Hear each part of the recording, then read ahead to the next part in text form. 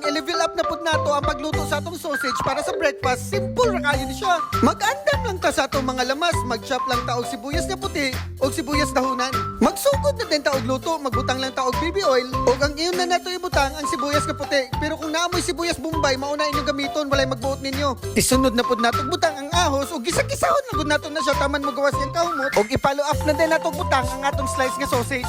Haluon og gisahon lang nato na siya mga 5 minutes og ato na din timplahan ani atong Chinese sauce. Pero optional na ni siya, pwede ra mo mogamit og oyster sauce. Magbutang pud ta og ketchup og timplahan din nato na siya og chicken powder, salt and pepper.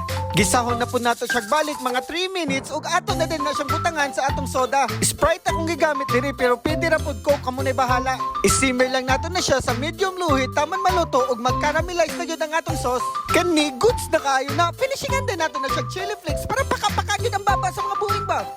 I-set up lang dahil nato na siya sa atong food pan ug syempre matik na garnish dayon ta para igat kayo tanawon ba.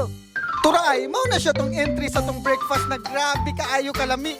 Level up kayo ang sausage, oy. Kaon na dung